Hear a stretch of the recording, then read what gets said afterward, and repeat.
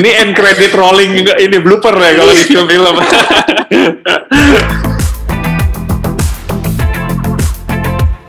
Pak Indra mau nambahin nih, Ya. kan ini kan sekarang Mas nih sekarang udah bisa beli online gitu, nggak kayak dulu fisik harus di toko gitu kan. Jadi kita bisa ngeliat tuh harga real time gitu. Nah ini tim sekarang tuh masih bisa naik lagi nggak? Jadi kalau misalnya aku beli sekarang, nanti tuh masih ada kesempatan gitu di masa depan aku tuh masih bisa untung gitu.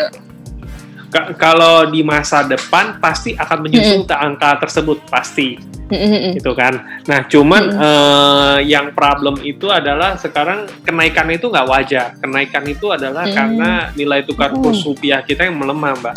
Jadi kalau gitu. dari Ibu Sri Mulyani sendiri kan bilang kan, consider skenario terburuk, jadi skenario yang the best, moderate, sampai yang the worst gitu. Kalau yang the worst-nya sampai rupiah kita 20.000, otomatis dari sekarang masih bisa naik lagi karena kurs rupiah. Dan 100 rupiah itu bisa sekitar ekuivalen 6.000, 7.000 per gram, Bu, naikannya.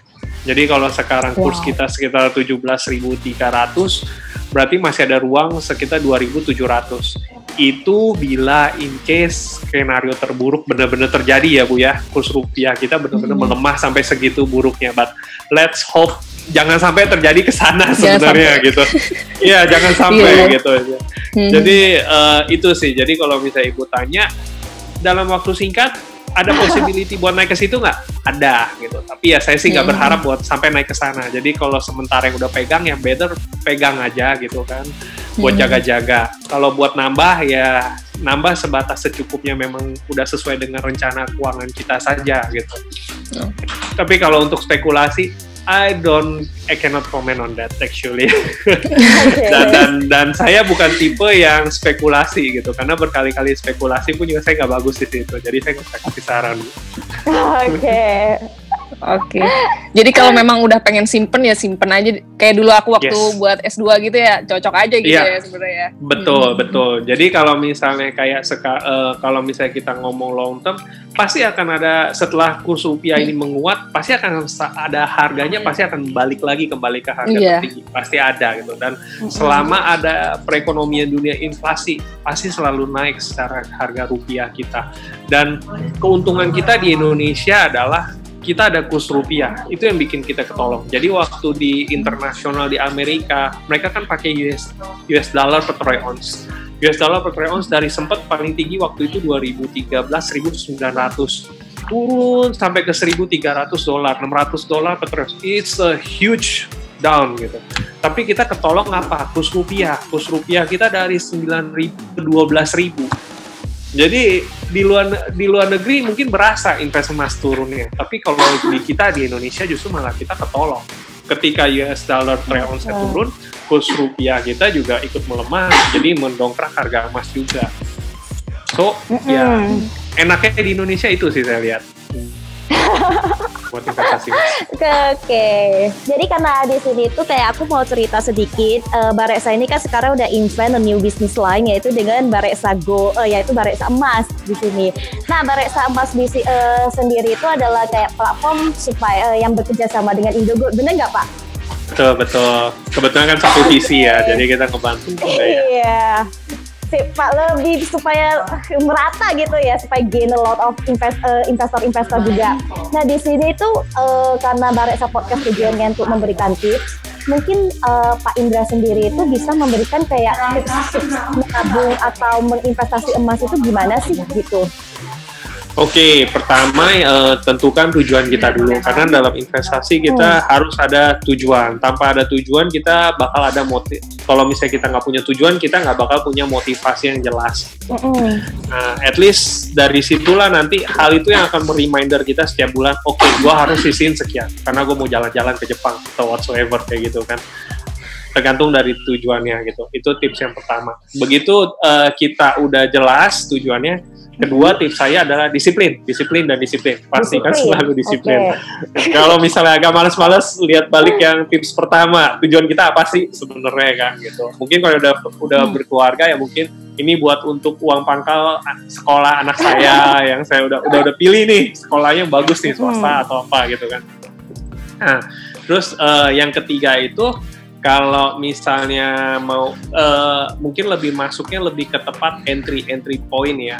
Jadi kalau entry point biasanya saya suka ngelihat 1 tahun harga tertinggi dan harga terendah. Biasanya kalau harganya udah di tengah-tengah atau agak ke bawah, nah saya suka biasa top up-nya lebih, saya suka tambahin lebih gitu. Tapi kalau misalnya ternyata harganya masih tengah ke atas, ya udah sesuai standar yang memang saya udah budgeting aja tujuan saya gitu. Terus nih keunggulan di sini kan kita sebagai kayak tempat bukan agen sih, lebih tepatnya platform beli emas secara online. Keunggulannya apa ya kalau dari menurut Mas Indra sendiri? Pak Indra sendiri. Kalau sekarang di sini sih ya user sih at least sih kita bisa belinya kan secara fraksi. Maksudnya secara fraksi bisa beli mulai dari kelipatan 0,1 gram. Bisa dikumpulin perlahan-lahan. Nanti kalau misalnya mau ditarik fisik juga bisa. Jadi sementara kalau masih belum tarik fisik, di Indogold sendiri pun juga masih menyediakan fasilitas titipan ini. Saat ini kalau nggak salah dari Bareksa masih kasih gratis ya ke user ya. Ya itu salah satu benefit yang mungkin dapat dinikmati oleh user Bareksa juga. Terus sudah itu ya ke depannya nanti kalau mau tarik fisik bisa diakumulasi dari 0,1 ya mungkin anggaplah kita setiap bulan rajin bisa beli 1 gram. Nanti di bulan ke-10 kita mau tarik kepingin 10 gram buat mahar misalnya, bisa juga gitu. Jadi fleksibel lah kelebihan yang kita tawarin, nama ada fasilitas titipannya. Kapanpun butuh duit mau likuidasi juga bisa. Jadi tanpa perlu tarik fisik, jadi bisa gitu ya. Bisa. Jadi let's say saya repot mau tarik barangnya, atau juga saya punya tujuan udah tercapai nih istilahnya dari budget yang saya mau pakai gitu. Tinggal likuidasi aja, jual emasnya, tarik dananya, ya udah beres, selesai. Terus gini, yang aku mau tanyain juga, kan orang-orang selalu bilang bahwa investasi emas itu adalah salah satu safe haven. Kalau dari Bapak sendiri gimana pandangannya, bener nggak? Kalau safe haven benar ya, saya waktu yang saya masih ingat itu kerusuhan 98 itu benar-benar safe haven banget buat keluarga kita. Karena istilahnya harga sembako kan pada saat itu mahal sekali ya. Untung ya keluarga kita pada saat itu juga pegangnya emas. Jadi at least ya kita jual sebagian emas kita ya buat menutupi kebutuhan hari-hari gitu. Ya itu benar-benar salah satu contoh nyata sih di kehidupan kita sendiri. Tapi kalau di saat-saat ini apakah itu juga termasuk safe haven, Pak? Kan kita tahu nih kayak banyak yang mengalami event kayak kurs kita melemah, terus kayak oil juga, harga dunia oil juga turun. Apakah emas tetap masih part of safe haven gitu, Pak? Oh iya, tentu dong. Sebelum waktu terpa COVID kan harga emas itu masih di 680 sampai 720.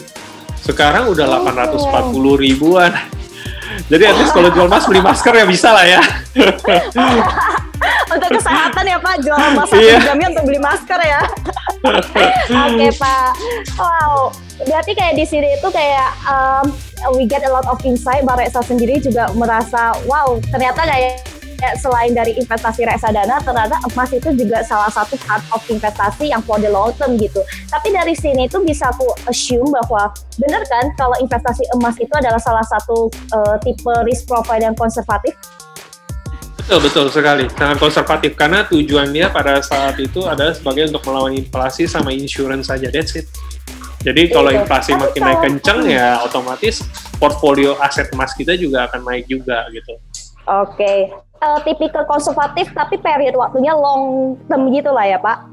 Long term maupun sama kalau yang udah deket-deket usia pensiun gitu. Jadi kalau udah usia pensiun, karena namanya dalam investasi kan time is your friend gitu. Kalau misalnya kita masih muda ya we can still do the betting to the high risk high gain instrument investment gitu. Tapi ketika kita sudah mendekati usia pensiun ya kita udah mulai mesti mengurangi resiko kita gitu.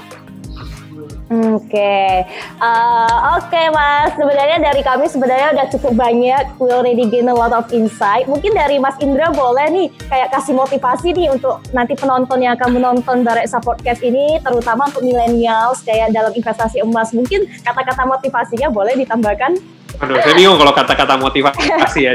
Cuman paling yang saya paling belajar itu adalah dalam hidup ini nggak ada yang instan, semuanya proses gitu.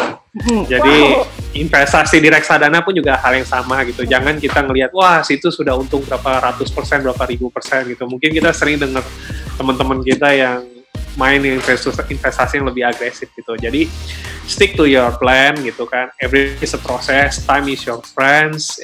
Tetap aja yang penting disiplin gitu. Tetap jelas tujuan kita untuk apa. Untuk Oke, wow, mantap Pak. Terima kasih banyak ya Pak sudah kayak meluangkan waktunya untuk ikut Bareksa Podcast ini. Sore banget Bareksa Podcast ini yang kali ini episodenya pasti akan mantap deh. Viewersnya naik melambung karena ada Pak Indra. Amin. Saja. Thank you Malaysia. Oke, thank you.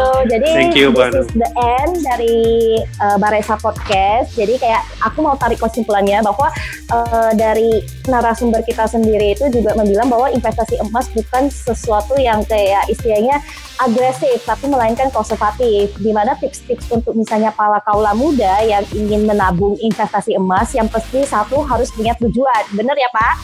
Betul. Yang kedua itu juga harus disiplin. Jadi setiap bulan disisihkanlah mungkin di investasi. Dan yang sekarang paling gampangnya itu bahwa emas itu sekarang bisa dibeli secara online guys. Jadi apalagi sekarang kita berpartner dengan Indogo. Jadi Bareksa udah bisa menjual emas, menjual beli emas. Jadi bagi yang mungkin para investor yang masih belum update untuk application-nya, mungkin boleh langsung di-update dan boleh langsung mulai investasi emas ya guys.